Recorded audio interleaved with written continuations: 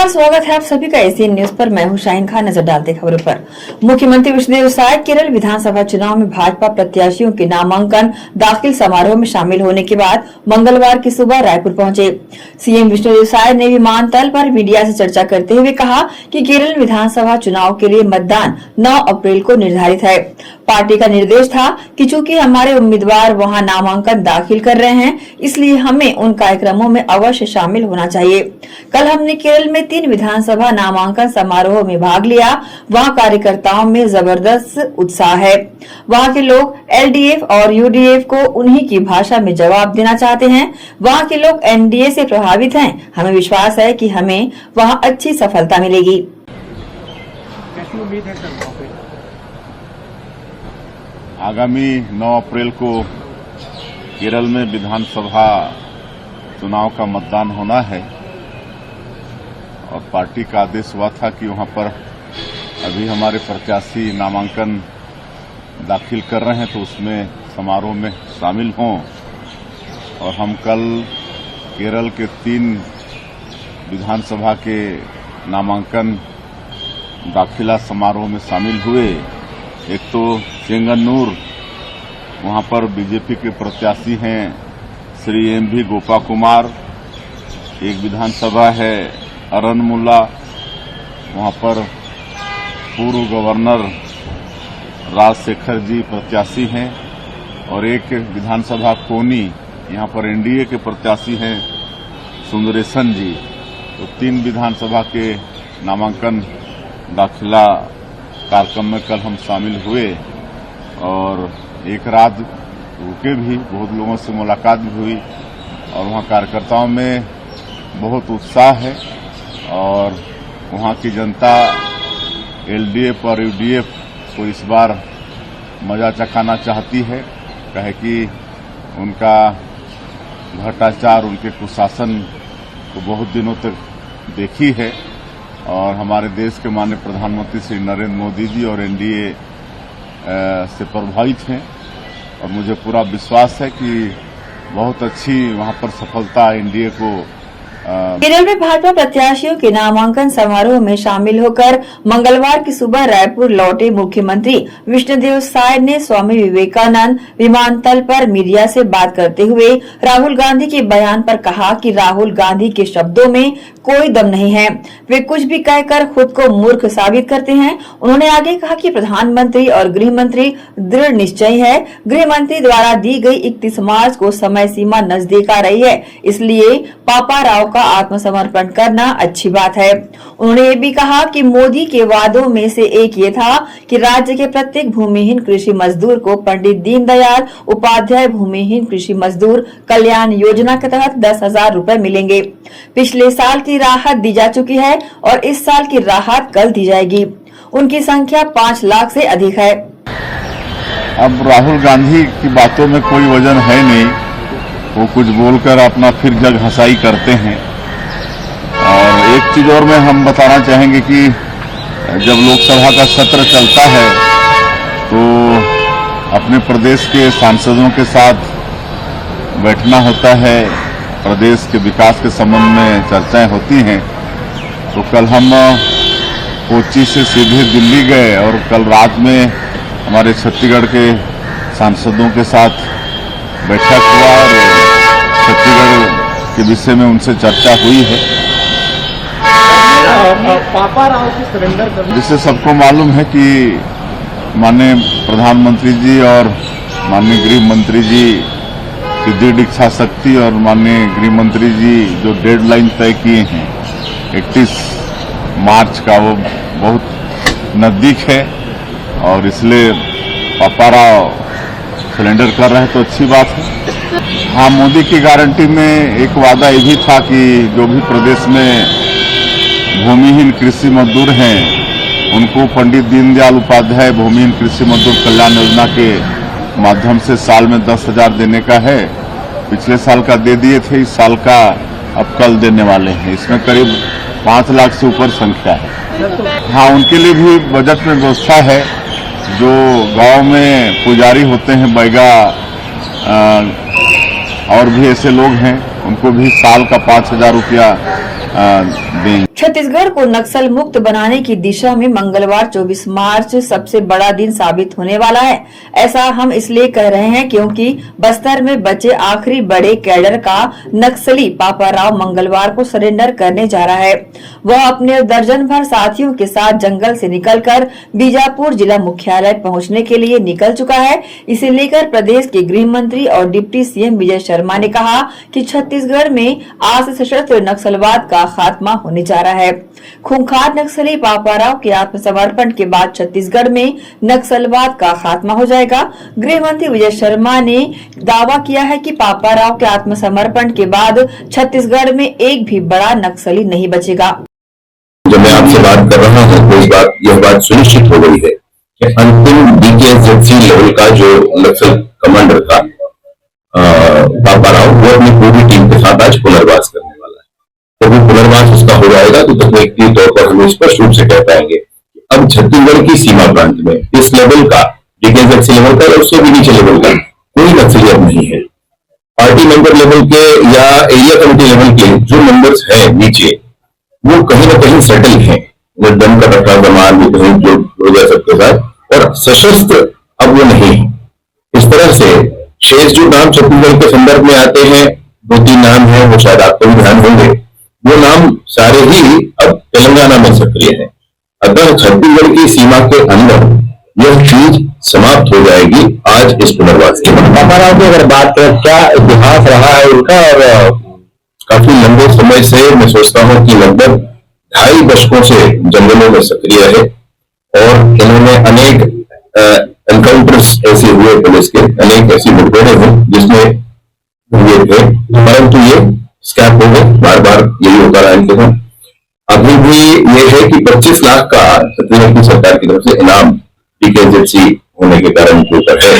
लेकिन ये बात स्पष्ट है कि अब उनका प्रभाव बदल गया है। मेरी खुद भी उनसे बात हुई है फोन पर, और बात होने के बाद ये स्पष्ट है कि अब वो आज पुनर्वास कर सशस्त्र नक्सलिज्म का वो इस तरफ समाप्त हो गया। DKZC लेवल का कोई भी सक्रिय नक्सली अब छत्तीसगढ़ में नहीं है।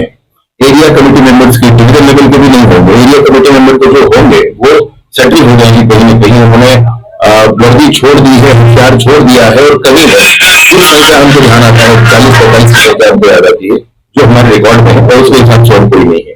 इस तरह से मैं स्पष्टता से ये कहना चाहूंगा, आने वाले समय में भी हमारे पास 7 दिन का समय हो, इन 7 दिनों में भी और लोगों को पुनर्वास करने की संभावना है। वो भी पुनर्वास कर लेंगे और छत्तीसगढ़ नियत 31 मार्च 2026 तक सशस्त्र नक्सलिज्म से मुक्त होगा। रुकेंगे छोटे से ब्रेक के लिए, जल्द हाजिर होते हैं। आप सब बने रहिए एशियन न्यूज के साथ।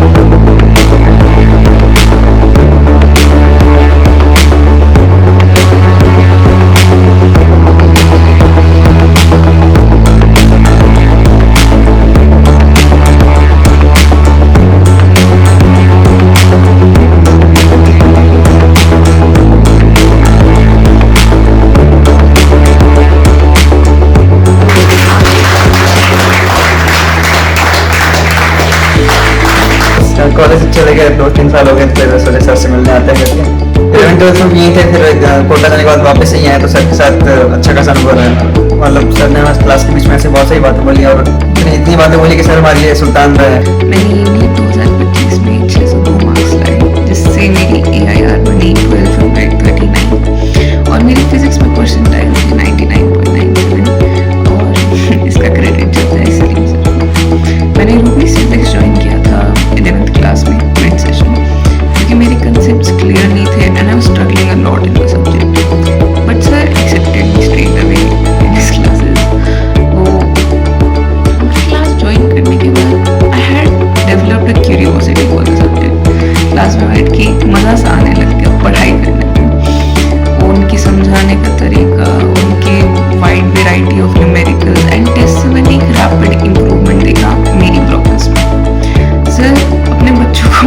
अच्छे से जानते थे. He knew कौन से concept में ज़्यादा टाइम देना है, किसमें डिफिकल्टी आ रही है हमें. एंड ही ऑलवेज लाइक सबको साथ लेके चलते थे वो. सलीम सर ने हमेशा हमें अपने बच्चों के समान रखा है. I'm so grateful to have him not just as a teacher but as a mentor. Thank you so much, sir.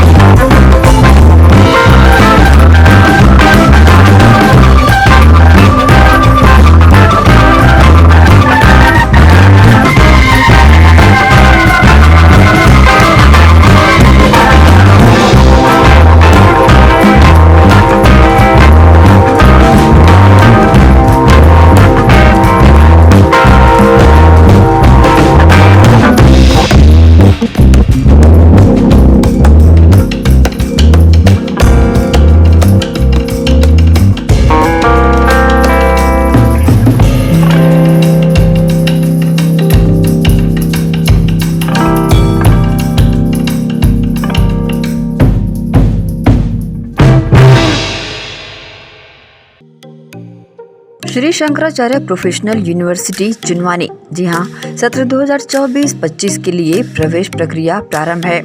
Diploma in pharmacy एवं बैचलर ऑफ फार्मेसी के लिए प्रवेश प्रारंभ है। बिना PPHD दिए सीधा प्रवेश। इतना ही नहीं, 10वीं और 12वीं में गणित और विज्ञान के छात्रों के लिए सुनहरा अवसर है। सीमित समय, सीमित सीटें। अगर है सपनों को पूरा करना तो भरना होगा ऊंची उड़ान। जल्दी करें, प्रवेश प्रारंभ है। प्रेजेंटली शंकराचार्य ग्रुप के अंदर 4 फार्मेसी कॉलेजेस हैं। इन चारों फार्मेसी कॉलेजेस में diploma in pharmacy and bachelor of pharmacy की कोर्सेज रन होती हैं। साथ में masters in pharmacy and PhD की कोर्सेज भी हम ऑफर करते हैं। शंकराचार्य प्रोफेशनल यूनिवर्सिटी के अंदर ये चारों कॉलेज एफिलिएटेड हैं and most importantly pharmacy council of India ने चारों कॉलेजेस को अनुमोदन दिया है। जैसे कि आप जानते हैं, Shankaracharya group is famous for its infrastructure, its faculty, its students group, and in every aspect we are on top as from 2008. So in this year also, अगर आप चाहते हैं कि आप 12th के बाद साइंस में आपके भविष्य बनाना चाहते हैं तो शंकराचार्य प्रोफेशनल यूनिवर्सिटी में एक बार जरूर आए। फार्मेसी कोर्स में अभी डायरेक्ट एडमिशन 12th की परसेंट बेसिस पे दिया जा रहा है, तो जल्द से जल्द संपर्क करें। तो एडमिशन हेतु जल्दी करें। Shri Shankaracharya professional university Junwani, Bhilai, Chhattisgarh. संपर्क करें 9977258200। ब्रेक के बाद आपका स्वागत है। आमदी नगर हुडको के गणमान्य नागरिकों की संस्था सेवा समिति हुडको द्वारा गर्मी के मौसम में विगत 16 वर्षों से 32 बंगला स्थित IG ऑफिस के सामने प्याऊ घर प्रारंभ कर राहगीरों को शीतल जल उपलब्ध कराया जाता रहा है। इसी की तर्ज पर 17वें वर्ष में भी सेवा समिति हुडको के द्वारा मंगलवार को सार्वजनिक प्याऊ घर प्रारंभ किया गया। दुर्ग रेंज के आईजी अभिषेक शांडिल्य ने विधिवत फीता काटकर इस सार्वजनिक प्याऊ घर का शुभारंभ किया। ये सराहनीय पहल गर्मी में लोगों को ठंडा पानी उपलब्ध कराने के उद्देश्य से की गई है। बढ़ते तापमान में राहगीरों, वाहन चालकों और राह चलते लोगों को पीने का साफ और शीतल पानी उपलब्ध कराना सेवा समिति का मुख्य उद्देश्य है। आईजी ऑफिस के सामने प्याऊ घर का शुभारंभ होने से राहगीरों को आसानी से ठंडा पानी उपलब्ध होगा। किसी को प्यास से परेशान होना नहीं पड़ेगा।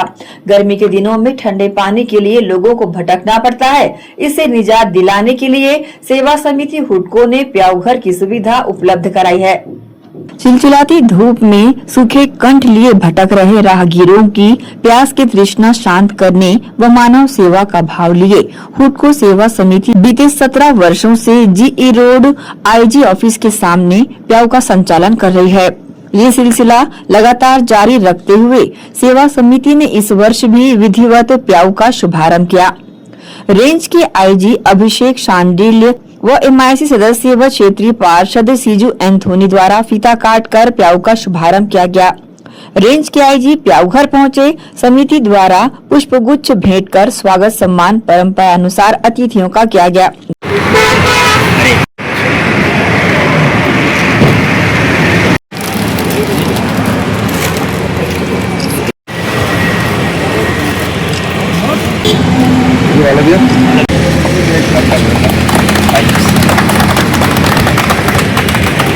दुर्ग रेंज के आईजी अभिषेक शांडिल्य व क्षेत्रीय जनप्रतिनिधियों द्वारा राहगीरों को शीतल शरबत पिलाया गया।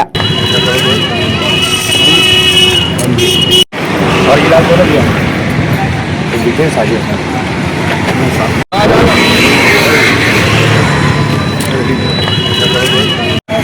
आज डिटेल्स चालू है शुरुआत में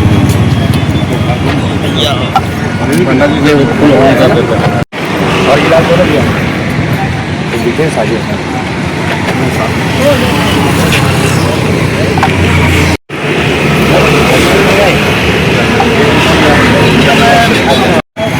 आज डिटेल्स चालू है शुरुआत में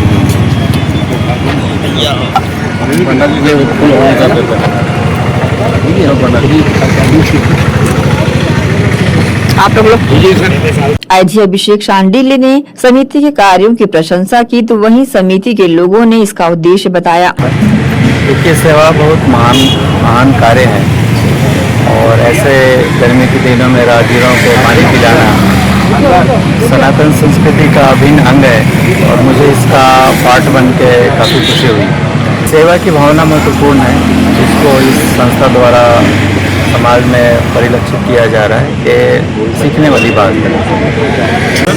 हुडको सेवा समिति द्वारा लगातार 17वां वर्ष है जो लोग जितने भी राहगीर यहाँ पर प्यासों का पानी देना शुभ माना जाता है आज के डेट में और इन लोग बहुत अच्छा कार्य कर रहे हैं।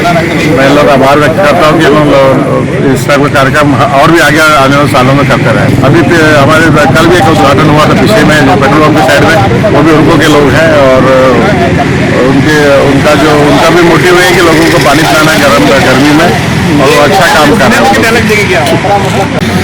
आज सेवा समिति के द्वारा आज से प्याऊ का शुभारंभ किया जा रहा है और विगत पिछले 16 वर्षों से ये काम हम लोग निरंतर करते आ रहे हैं और ये 17वां वर्ष है हम लोग के लिए। हमारे सभी सहयोगियों के द्वारा ये सेवा दी जाती है और यहाँ पर आज आईजी साहब के हाथों कर कमलों से यहाँ फीता काटा जाएगा और उसके बाद प्याऊ का शुभारंभ किया जाएगा।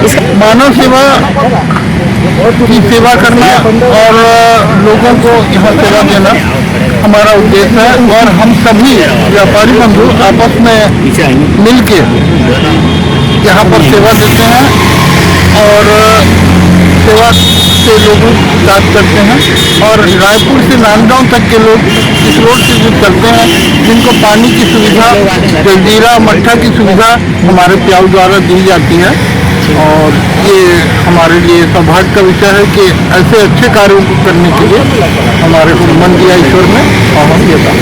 बहरहाल सेवा समिति हुडको द्वारा प्रतिदिन प्याऊ में शीतल जल, शरबत, चना व छबील का वितरण किया जाएगा। मानव सेवा के लिए किया जा रहा समिति का ये प्रयास काफी सराहनीय है। एसीएन न्यूज के लिए शाहीन खान की रिपोर्ट। कई निजी दवा दुकानें उच्च कीमतों पर दवाएं बेचती है जो आम आदमी की पहुंच से बाहर हो सकती है। ये एक गंभीर समस्या है। हालांकि भारत सरकार ने इस समस्या से प्रभावी ढंग से निपटने के लिए जन औषधि केंद्रों की स्थापना की है। इसी कड़ी में आमदीनगर हुडको में प्रधानमंत्री जन औषधि केंद्र का शुभारंभ किया गया है। इस औषधि केंद्र पर आम जनता को ब्रांडेड दवाओं की तुलना में 50 से 90% तक सस्ती जेनेरिक दवाएं प्रदान की जा रही है। जेनेरिक दवा उपलब्ध हो जाने से गरीब और असहाय लोगों पर आर्थिक बोझ कम पड़ेगा। हुडको जैसे क्षेत्र में औषधि केंद्र के खुलने से लोगों को उचित मूल्य पर गुणवत्तापूर्ण जेनेरिक दवा मिल रही है। विशेष रूप से गरीब और वंचित लोगों के लिए सस्ती कीमतों पर दवाइयां यहां पर उपलब्ध है। दवाओं पर खर्च को कम करने के लिए गुणवत्तापूर्ण जेनेरिक दवाओं के लिए ये केंद्र गरीबों के लिए काफी राहत प्रदान करता नजर आ रहा है।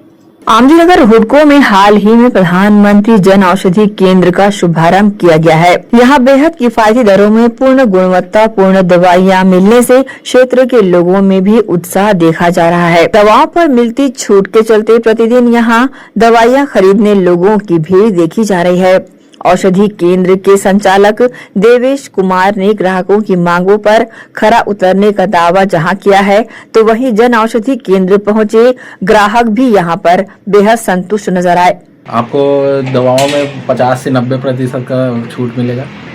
बाहर मार्केट से आप जैसे कि लेते हैं टेलमिसार्टन 40 mg आपको मिलता है 40 रुपीज़, तो यहाँ आपको 10 रुपीज़ में मिल जाएगा ऐसे। और पैरासीटामोल लेते हैं आप जैसे कि 10 रुपये मिलता है, आपको यहाँ 6 रुपये में मिल जाएगा। और सिट्रीजिन टैबलेट आप 10 में लेते हैं बाहर, यहाँ आपको 5 रुपये में मिल जाएगा। ये 28 फरवरी को किया गया है। बता जी बहुत अच्छा रिस्पांस मिल रहा है यहाँ। भिलाई दुर्ग में तो वैसे फेमस है जन औषधि, तो सभी आ रहे हैं, अच्छे कस्टमर आ रहे हैं यहाँ। ऐसा कुछ नहीं है, गवर्नमेंट का ये अच्छा स्कीम है ये, और अच्छी क्वालिटी की मेडिसिन बनाते हैं यहाँ, तो लोग यूज़ करके भी देखते हैं और उनको पता चल जाता है कि अच्छा है कि नहीं है। कॉस्मेटिक है यहाँ हमारे पास, अच्छी रेंज में है कॉस्मेटिक, उसमें भी आपको डिस्काउंट मिल जाएगा यहाँ, तो सभी में डिस्काउंट है यहाँ। कॉस्मेटिक में जैसे कि आपको मेरे पास झंडू का है, बाम वो 43 का मिलता है, तो आपको 40 रुपये में मिल जाएगा। मैं दर्शकों से मैं आग्रह करता हूँ कि आप यहाँ का ट्राई करिए दवाई, और हम अच्छी दवाई अपने रिस्पॉन्सिबिलिटी के साथ देंगे आपको। यहाँ कोई भी आपके हेल्थ के साथ खिलवाड़ नहीं किया जाएगा, और हम मैं फार्मासिस्ट खुद, तो मैं किसी के साथ खिलवाड़ नहीं करूँगा। लिया आपने, कैसा लगा रेट और जो एक तो कम है और जगह से कम है, और जगह से कम है, और जगह से कम। क्या कहना चाहेंगे? सब लोगों को यहाँ से लेना चाहिए। केंद्र में बाकी मेडिकल स्टोर से सस्ती है, सेम ब्रांडेड कंपनियों की है, और बहुत ही फायदा हो रहा है सबको, और सबको यहाँ से खरीदना चाहिए हर कस्टमर। गुणवत्ता की बात करें तो गुणवत्ता बहुत अच्छा है, मैं तो यूज़ करके देख लिया हूँ और बहुत ही अच्छा लगा मेरे को। और सेम ब्रांड की भी जो चीज़ें हैं वो भी यहाँ पे सस्ती किफायती रहते हैं हर दुकान से। बहरहाल बेहद गुणवत्तापूर्ण दवाइयाँ किफायती दरों पर यहाँ पर उपलब्ध है। एसीएन न्यूज के लिए शाहीन खान की रिपोर्ट। वक्त है एक और छोटे से ब्रेक का, जल्द हाजिर होते हैं। आप सब बने रहिए एसीएन न्यूज के साथ।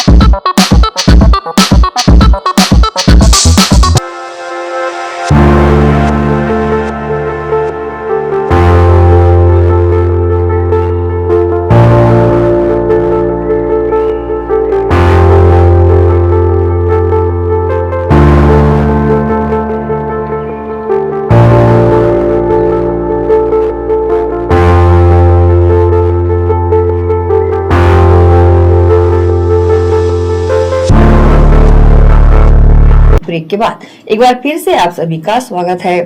अंबिकापुर में राजमाता श्रीमती देवेंद्र कुमारी सिंहदेव शासकीय मेडिकल कॉलेज के पास की शासकीय भूमि पर बने अवैध निजी मकानों को हटाने की कार्रवाई मंगलवार को की गई। ये कार्रवाई गंगापुर क्षेत्र में मेडिकल कॉलेज के लिए आवंटित लगभग 7.5 से 8 एकड़ भूमि पर की गई, जहां अवैध रूप से निजी मकान बना लिए गए थे। नगर निगम और राजस्व विभाग की टीम ने पुलिस बल की मौजूदगी में बुलडोजर चलाकर इन मकानों को ध्वस्त किया। एसडीएम फगेश सिन्हा ने बताया कि इन 39 कब्जाधारियों को साल 2000 से बेदखली के नोटिस जारी किए जा रहे थे। मामला हाईकोर्ट में भी गया, लेकिन याचिका खारिज होने के बाद प्रशासन ने अंतिम नोटिस जारी कर ये कार्रवाई की। स्थानीय लोगों और कुछ जनप्रतिनिधियों ने इस कार्रवाई को एक तरफा बताया और कार्रवाई के दौरान विरोध प्रदर्शन भी किया। देखिए, गंगापुर में नगर क्षेत्र की जो भूमि है वो पूरी से मेडिकल कॉलेज को आवंटित थी, जिसमें लगभग 7.5 से 8 एकड़ भूमि है जिस पर अतिक्रमण था। इसमें 2020 से ही बेदखली हो चुका था, लेकिन किसी कारण हटाया नहीं जा सका था। उसके बाद मार्च 2025 में पुनः इनकी सुनवाई हुई, तो इनके माध्यम से हाईकोर्ट में याचिका दायर की गई। हाईकोर्ट ने हमको फिर से सुनवाई करके इसको अतिक्रमण हटाने का आदेश हुआ था, तो हमने इनका पुनः सुनवाई किया और मई में भी इनका फिर से बेदखली एक बार जारी हुआ था। बेदखली जारी होने के बाद फिर क्योंकि बारिश का मौसम था इसलिए हमने अतिक्रमण नहीं हटाया था। उसके बाद अभी दिसंबर जनवरी में फिर से इनकी सुनवाई हुई और पुनः बेदखली आदेश जारी हुआ। इनके द्वारा हाईकोर्ट में फिर याचिका लगाई गई, लेकिन हाईकोर्ट से भी वो खारिज हो चुका है और पिछले सप्ताह इनको शनिवार के दिन नोटिस जारी हुआ था और आज एक सप्ताह बाद यहाँ पे अतिक्रमण हटाने की कार्रवाई हो रही है। यहाँ पे कुल 39 अतिक्रमण है जिसको हटाने की कार्रवाई आज चल रही है, जिसमें नजूल निगम और राजस्व और पुलिस के दल यहाँ पे मौजूद है।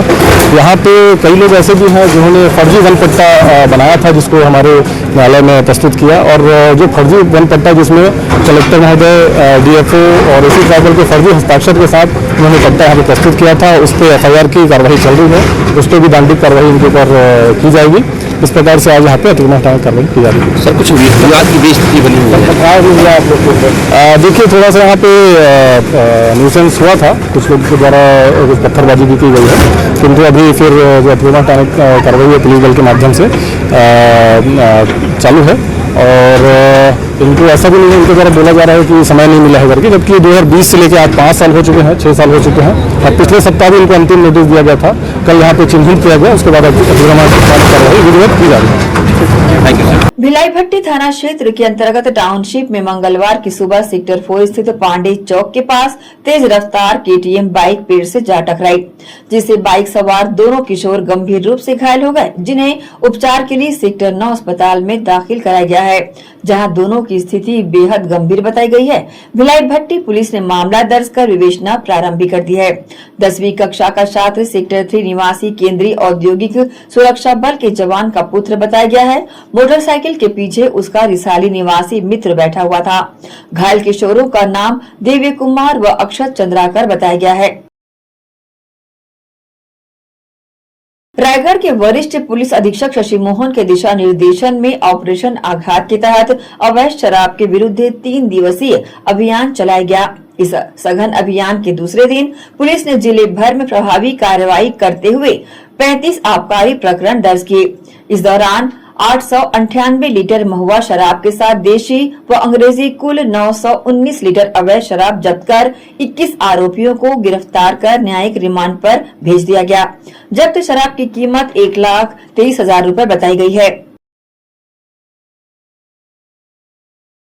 ऑपरेशन आघात जो हम लोग चला रहे हैं उसमें खासकर देशी शराब गाँव में बिकने की सूचना आ रही थी, उस पर 3 दिन का ऑपरेशन आघात चला रहे हैं।